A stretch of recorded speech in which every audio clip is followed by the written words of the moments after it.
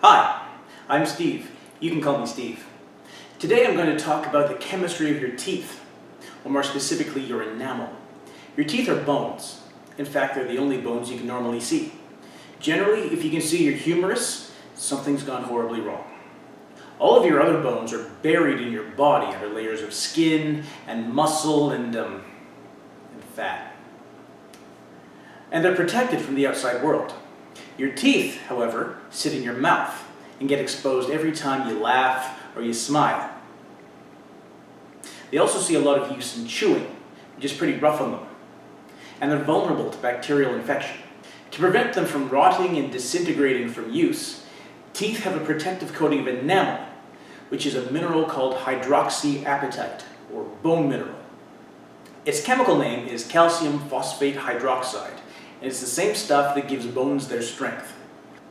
Bones are collagen, which is a fairly rubbery biological tissue with this hydroxyapatite in it to stiffen it.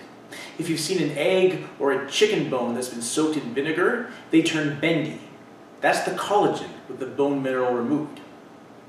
When we say calcium makes your bones strong, what we actually mean is this calcium-containing mineral. It's an inorganic substance. It contains no carbon. That's right, kids. You got rocks in your teeth. The difference between bone and enamel is that bone is collagen with bone mineral mixed in, and enamel is just pure bone mineral.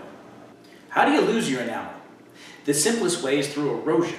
Things rub against it and it wears away. That's pretty boring to talk about. The chemistry is the interesting part. Hydroxyapatite is what we call a low-soluble compound. It doesn't dissolve easily in water, which is good, because your mouth is full of water in the form of saliva, and it wouldn't be good for your teeth to dissolve into it. However, not dissolving easily is not the same as not dissolving at all. The mineral dissolves into its component particles, which we call ions, and goes into your spit. It's only a tiny amount, and there's actually an upper limit on how much can dissolve. We call that its solubility. We also say that it's in equilibrium.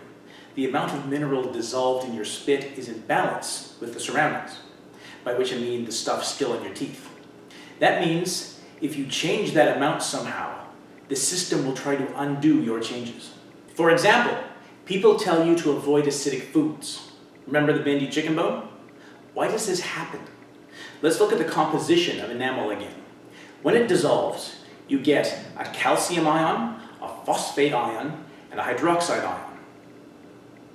An ion is just an atom or collection of atoms that has a charge, positive or negative. If you took grade 9 or 10 chemistry, you know that hydroxide is a base, and bases react with acid to make water. The acid you're consuming is neutralized by your teeth, which sounds cool, but isn't. Because it's in equilibrium, the system is going to replace the base that was consumed, and that's done by more enamel dissolving to release more hydroxide into your mouth. This is how acid attacks your teeth. It forces the enamel to dissolve to keep things balanced.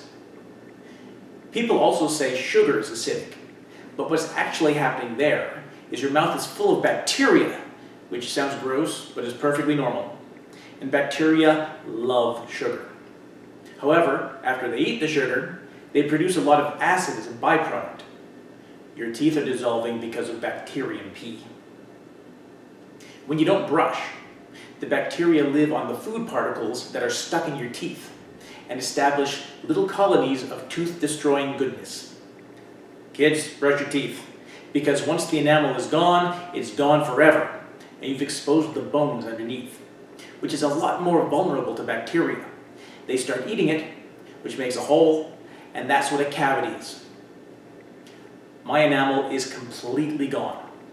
I drank a lot of very acidic pop when I was a lot younger. But I'm not getting cavities. My dentist is confused.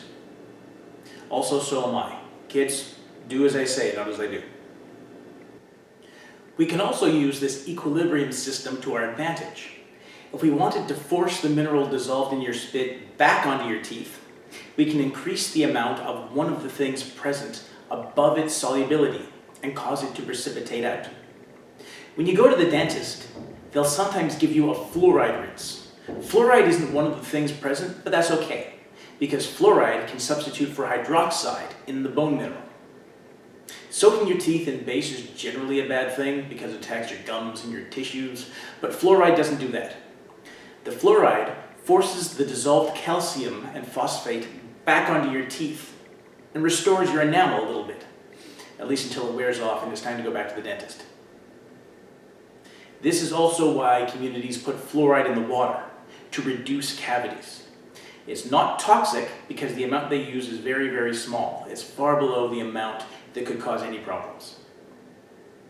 See? Chemistry isn't some arcane mystery. It's happening in your mouth right now. Seriously, go brush your teeth. Thanks for watching. I've been Steve.